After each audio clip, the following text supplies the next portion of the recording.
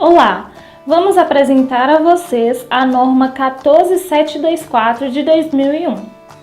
Nessa norma, é possível analisar a estrutura que compreende elementos pré-estruturais, textuais e pós-textuais, contidos na parte externa e interna de um trabalho acadêmico. Quanto à parte externa, temos a capa, que é um elemento obrigatório, e a lombada, que é facultativo. Na capa, deverá conter opções facultativas e obrigatórias também.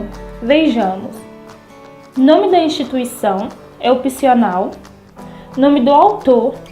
Título. O título deve ser claro e preciso, identificando o seu conteúdo e possibilitando a indexação e recuperação da informação. O subtítulo, se ele existir. Número de volume, também se tiver. O local, que será a cidade da instituição em que será apresentado o trabalho. E neste caso, quando houver cidades homônimas, recomenda-se o acréscimo da sigla da unidade da federação. E também o ano de depósito, o ano da entrega do trabalho. A lombada é um elemento opcional. E na imagem onde a seta vermelha está indicando, isso daqui que é a lombada. E ela é essa parte que contém pequenas informações, como o ano e o nome do curso. Agora, na parte interna, temos elementos pré-textuais.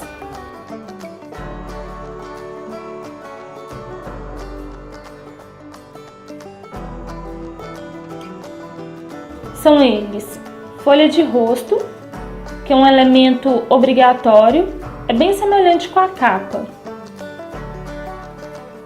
Os elementos, eles devem ser apresentados na seguinte ordem: o nome do autor, o título, o subtítulo, se existir, o número do volume também, se existir, a natureza, qual que é o tipo de trabalho, se é uma tese, uma dissertação, um trabalho de conclusão de curso e etc.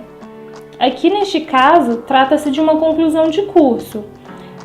O nome da instituição a que é submetido, aqui nós temos o nome, que é a FUNSESI, e a área de concentração do curso, que é a administração que se trata aqui neste caso.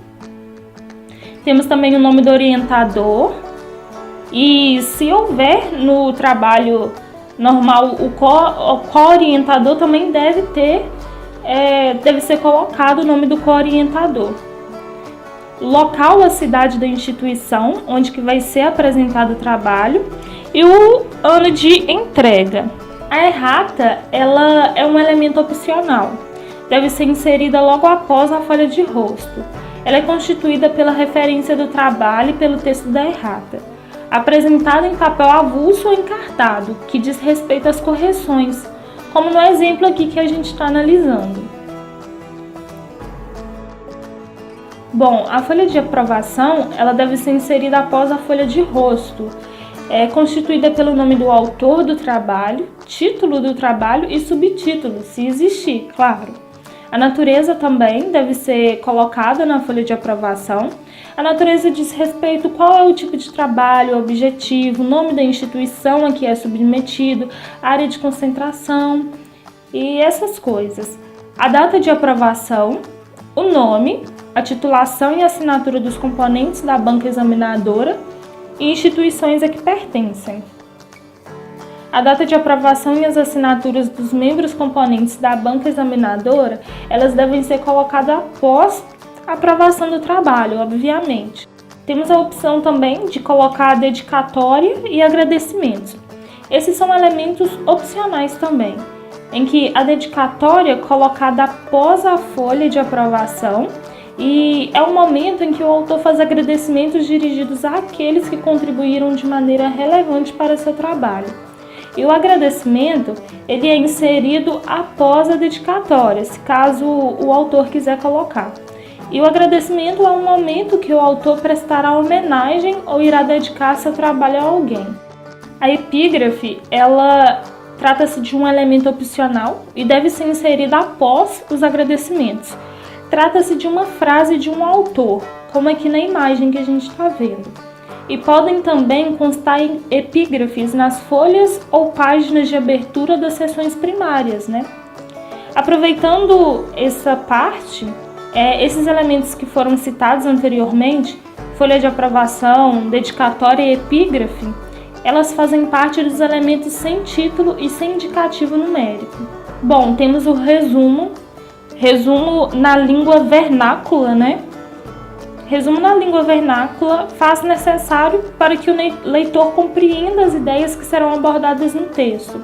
No nosso caso, o nosso idioma aqui é o português do Brasil.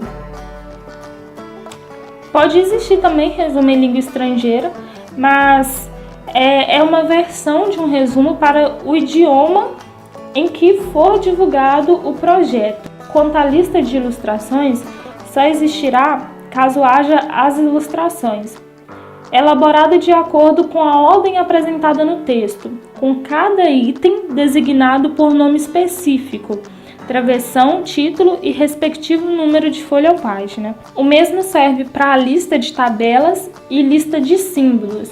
Aqui no nosso trabalho não há essas listas de abreviaturas e siglas. Elas consistem na relação alfabética das abreviaturas e siglas utilizadas no texto.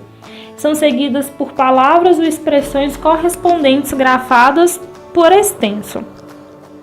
É recomendável a elaboração de lista própria para cada tipo. Bom, a sigla, quando mencionada pela primeira vez no texto, ela deve ser indicada entre parênteses, precedida do nome completo. No caso que estamos apresentando aqui, há uma lista de sigla e ao longo do texto há a exposição dessas siglas. Como podemos observar aqui, a sigla TI, que significa Tecnologia de Informação, que já foi exaltada anteriormente na lista de abreviaturas. Também como elementos temos o sumário, que é uma forma de permitir com que analisemos a página de acordo com o assunto ali. E agora nós temos elementos textuais, introdução, desenvolvimento, para ajudar a produzir um texto, né? Em que o texto é composto de uma parte introdutória, que apresenta os objetivos do trabalho e as razões de sua elaboração. O desenvolvimento, que detalha a pesquisa ou o estudo realizado, e uma parte conclusiva. É necessário também as referências, é um elemento obrigatório que trata-se de um conjunto padronizado de elementos descritivos retirados de um documento. Isso permite a identificação individual de onde cada assunto foi retirado. Agora vamos para as regras gerais, né? Tratando primeiro do formato. Aqui os textos devem ser digitados em cor preta, podendo utilizar outras cores somente para as ilustrações. Recomenda-se, quando digitado, a fonte seja 12 para todo o trabalho, principalmente para a capa. Exceto citações com mais de 3 linhas, notas de rodapé, paginação, dados internacionais de catalogação na publicação, legendas e fontes das ilustrações e tabelas. Estas devem ser de tamanho menor e uniforme. Se for impresso, deve-se utilizar papel branco ou reciclado, no formato A4, 21 por 29,7 cm, igual está aqui na imagem. Bom, as margens elas devem ser, para o anverso, esquerda e superior a 3 cm e direita e inferior a 2 cm. E para o verso, direita e superior a 3 cm e esquerda e inferior a 2 cm. Tratando-se de espaçamento, todo o texto deve ser digitado com espaçamento de 1,5 entre linhas, exceto as citações de mais de 3 linhas, notas de rodapé, referências, legendas das ilustrações e das tabelas, a natureza, né, tipo de trabalho, objetivo, nome da instituição a que é submetido, a área de concentração. Tudo isso daí deve ser digitado em espaço simples. Agora tratando de notas de rodapé. Essas notas, elas devem ser digitadas dentro das margens, ficando separadas do texto por um espaço simples de entre as linhas e por filete de 5 centímetros, como aqui na imagem. Elas devem ser alinhadas a partir da segunda linha da mesma nota, abaixo da primeira letra da primeira palavra. A forma a destacar o expoente, sem espaço entre elas e com fonte bem menor. Este foi o resumo de uma apresentação dentro das normas da ABNT para que fosse apresentado um trabalho acadêmico. Obrigada e até a próxima!